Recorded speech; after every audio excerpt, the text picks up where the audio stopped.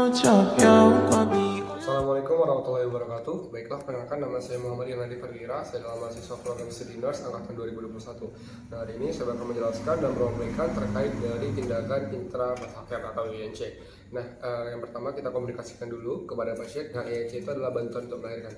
Kita komunikasikan dulu kepada pasien. Assalamualaikum Ibu, selamat pagi. Selamat pagi. Nah, benar dengan Ibu Zaina. Iya benar. Nah, bagaimana keadaannya Bu hari ini?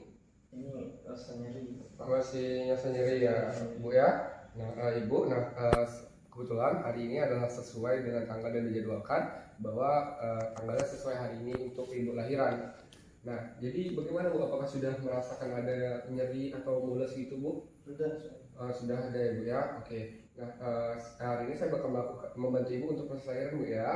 Nah sudah itu kita melakukan komunikasi kepada pasien dan kita juga komunikasikan juga dengan keluarganya. Nah sebelum kita melakukan itu kita lakukan sarung tangan dan kita mencuci tangan dan memasang sarung tangan pakai handphone. Nah jadi ada beberapa alat yang dipakai karena kita kekurangan alat maka kita gunakan alat seadanya saja. Baiklah, yang pertama kita posisikan dulu posisi ibunya dengan posisi dorsal. Ibu, permisi Bu ya, dengan enaknya Ibu ya. Oke, nah seperti ini.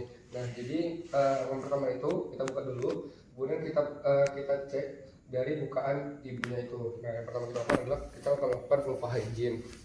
Nah kita bersihkan dulu alatnya. Nah dari perlak.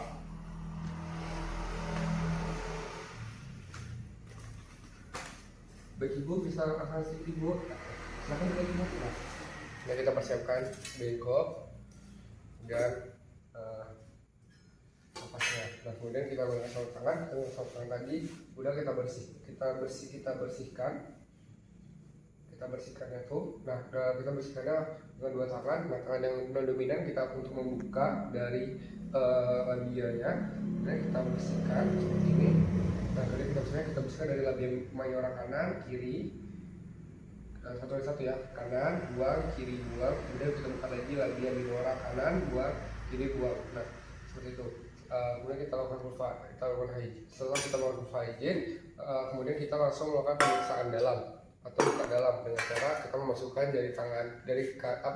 jari tengah kanan sampai di kustinya jari seperti ini. Kita buka, kita masukin ke dalam, dan kita ukur. Nah kali ini ibunya masih belum buka sampai 10, masih dalam bukaan 5. Kemudian kita komunikasikan kepada pasiennya lagi. Ibu dalam keadaan masih bukaan 5, Ibu belum bukaan 10. Jadi Ibu masih bisa berjalan-jalan sekitar sini untuk membuat agar dia sampai bukaan 10. Jadi kayak misalnya kalau Ibu mau makan, silakan untuk nanti menambah tenaga ketika proses lahiran ya Bu ya. Nah jadi nanti saya tinggal dulu Bu ya. Nah mohon maaf, tadi ketika saya masukkan periksa dalam, sebisa mungkin kita melihat juga jalan kepalanya, apakah ada gangguan, kayak misalnya gangguan, apakah ada daging, tumor segala macam, gangguan dari jalannya proses lahiran. Nah kemudian setelah itu kita datangi lagi pasien, kita tanyakan kepada pasien. Nah Ibu bagaimana? Apakah sudah merasakan halnya mulai sering lebih kuat lagi Bu? Iya sudah. Nah jika misalnya sudah merasakan seperti itu, kemudian kita cek ulang lagi dari cek dalam pasien. Begitu kita melakukan vulva hygiene kembali. Sekarang kita bisa alat, kita menggunakan sarung tangan lagi, kita melakukan vulva hygiene lagi. Ulangi. Itu dari tadi tangan yang non dominan kita bantu bukakan labia mayora kanan, mayora kiri buang, kemudian kita ambil nafas lagi, minora buang, labia minora kanan buang, labia kiri buang. Nah kemudian kita masukkan pengecekan dalam lagi, periksa dalam lagi, kita lihat apakah bukaannya sudah besar atau tidak. Nah sekarang kita sudah mengecek bukaannya sudah 10 dan kita sudah bisa untuk melakukan proses persalinan. Nah seperti itu. Kemudian setelah kita melakukan vulva hygiene, sebelum itu kita lakukan dulu pengecekan detak jantung bayi. Nah kali ini anggap saja saya menggunakan lenek untuk mengecek detak jantung bayi. Dulu kita menggunakan lenek dan kita masukkan bayi seperti ini. Kita inspeksi, kita auskultasi selama 1 menit apakah detak jantung bayinya tuh sudah makan. Seperti itu.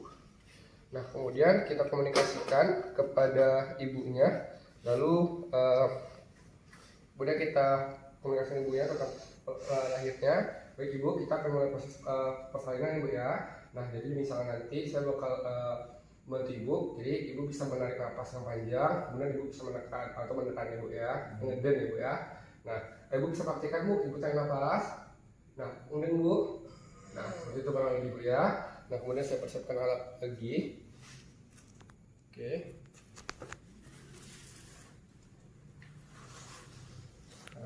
Ini, maaf Bu sebentar. Oke.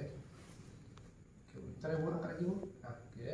Nah, kemudian kita persiapkan juga handuk, kita taruh di atas perut Ibu untuk nantinya permudah membersihkan beja. Nah, seperti ini. Nah, kemudian kita memakai cepet APD.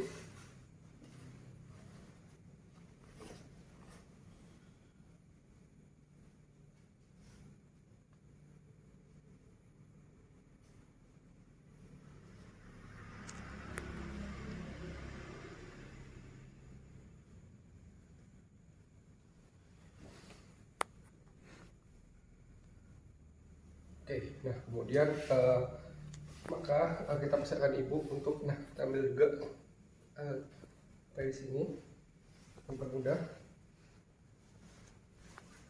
seperti ini. Nah, kemudian kita kuasa Ibunya untuk Ibu silakan tarik nafas Bu, Bu, kemudian dan Bu, tolong Bu. Oke, silakan lagi Bu. Oke, kalau lagi Bu, bikin lagi. Oke, nah jika misalnya kita sudah mendapatkan kepala bayi, kira-kira itu bukaan itu sampai 5 sampai 6, bagian 5 sampai 6. Kemudian kita tahan bagian perineum, kemudian kita lihat di dalam lahir atau dalam lahir apakah masih bisa dilanjutkan atau tidak. Jika misalnya jalan lahir atau tidak bisa dilanjutkan, maka kita bisa melakukan episiotomi atau buka jalan ke lahir tersebut dengan cara mengoperasi atau menggunting, memperbesar. Nah, kemudian dengan posisi bayi secara defleksi, kemudian saat kita melakukan itu kita ambil dulu ini tadi. Oke, mohon maaf, kita sebelumnya kita buka dulu ini tadi. Nah, dan kita menggunakan komen tadi. Oke, kita ambil prosesnya dan kita lakukan pembersihan pada muka dan mulut bayi. Nah, oke, nah kemudian sambil kita raba pada bagian kepala leher bayi untuk mengecek apakah ada tali pusat yang mengelilingi, sehingga nanti takutnya terjadi bayi tercekik. Kemudian kita tarik, kemudian ikuti pergerakan paksi luarnya. Nah, seperti ini. Oke, kemudian Ibu silakan bantu lagi Bu ya. Nah, kemudian kita lihat, kita ambil bahu seperti ini untuk menarik bagian bayi. Tarik ke atas untuk melakukan bahu bawah, kemudian kita tarik ke bawah untuk melakukan bahu atasnya seperti ini. Nah, kemudian kita susuri, kemudian kita fiksasi bagian kakinya. Nah, seperti ini. Oke, kemudian kita taruh di atas bayi ini. Nah, selanjutnya adalah kita lakukan kita keringkan bayi, kita bersihkan. Nah, kemudian kita cek Apgar pada bayi tersebut, skor Apgarnya untuk misalnya kalau misalnya kondisi bayi itu rendah untuk dilakukan resusitasi lebih lanjut. Namun jika misalnya kondisi bayi sudah bagus, kemudian nilai Apgar pada bayi tersebut adalah 8, maka bagus. Kemudian kita diberikan kepada ibu untuk dilakukan injeksi menyusui. Namun sebelum itu kita lakukan dulu pemotongan tali pusat. Pertama kita ambil dulu klem menggunakan rentang. Oke, dan gunting.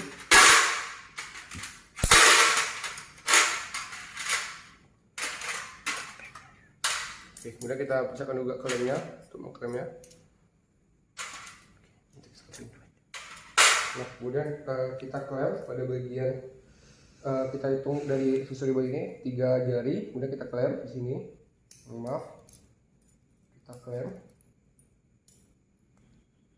Oke,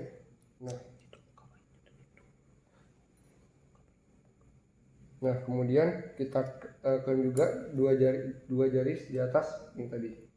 Nah, kemudian kita gunting bagiannya. Oke, kemudian putus seperti ini. Nah, kemudian bagian yang tersisi kita masing-masing kita klem. Kemudian bagian sini kita klem.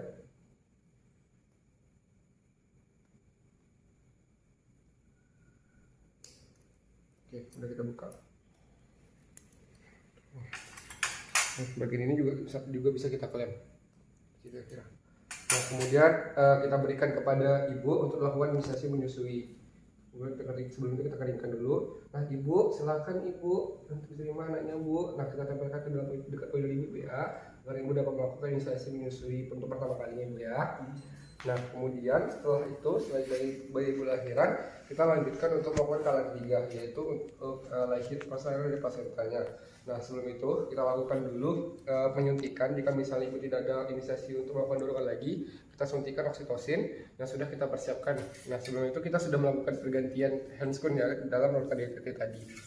Nah kita melakukan pemberian oksitosin, penyuntikan oksitosin sebanyak 10 unit ke sepertiga paha bagian dalam. Ibu, ini adalah rasa sakit ya bu ya, kita suntikan oksitosin bu ya. Oke, nah sudah itu kita tunggu selama 10 menit. Apakah ibu bakal melakukan inisiasi untuk melahirkan atau mulus lagi untuk kontraksi kemudian. Nah kemudian setelah itu kemudian kita lahirkan lagi. Setelah misalnya ada ibu, apakah ibu merasa mulus lagi, bu melakukan kontraksi lagi? Iya. Nah jika misalnya ibu masih melakukan kontraksi lagi, kemudian kita lakukan proses lahiran seperti bayi tadi. Dengan cara ibu silakan mengendeng kembali bu, tarik nafas yang dalam ibu. Oke, tarik nafas lagi. Oke, silakan lagi bu. Oke, nah kemudian setelah kita keluarkan plasentanya, kemudian kita timbang dan kita ukur panjang dari plasenta tersebut. Dan kemudian kita inspeksi juga keadaan dari plasenta, apakah cukup ataukah ada yang tertinggal di dalam. Kemudian kita bisa lihat juga keadaannya, apakah ada 2 arteri dan 1 vena. Nah seperti itu. Nah kemudian setelah itu kita sampai di plastik, dan setelah itu kita lihat pada jalan lahir ibu yang tadi, apakah jalan lahir ibu aman atau ada proses perobekan. Jika misalnya perobekan bisa dilanjutkan dengan proses hekting. Nah jika misalnya aman, maka boleh untuk melakukan proses perawatan lanjutan kepada ibu. Nah kemudian kita bereskan perhatikan alat dan kita melakukan terminasi. Nah ibu, kita sudah selesai ya bu ya, kita bersihkan alat dulu ibu ya. Nah oke, bersihkan alat dulu, kita dari pantolinya. Nah kita tanyakan ibu, proses lahirannya sudah selesai, bagaimana perasaan ibu sekarang? Senang ibu ya. Nah langsung senang, kita bersihkan alat.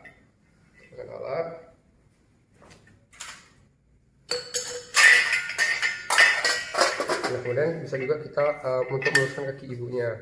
Nah kemudian setelah itu kita lakukan komunikasi kepada ibunya bahwa bu, jika misalnya ibu ada apa-apa, ibu bisa hubungi saya bu ya, atau bisa pergi ibu hubungi saya bu ya. Nah saya tinggal dulu ibu ya. Nah bisa ibu ya ditinggalkan untuk dilakukan proses perawatan lanjutan untuk dilakukan perawatan lain atau kita sendiri. Langsungnya kita lakukan dokumentasi. Jangan lupa untuk melakukan dokumentasi pada hari Selasa, pada hari Kamis tanggal 30 September 2021 telah dilaksanakan pembantuan lahiran kepada Ibu Zainah. Ibu Zainah dalam keadaan baik, bayi dalam keadaan baik, jenis kelamin bayi laki-laki, berat bayi 3000 gram atau 3 kilo dan panjang bayi 59 cm. Nah mungkin itu ditandatangani oleh Pradwira. Itu saja dari saya. Kurang lebih saya mohon maaf. Wabillahi taufiq wal hidayah. Wassalamualaikum warahmatullahi wabarakatuh.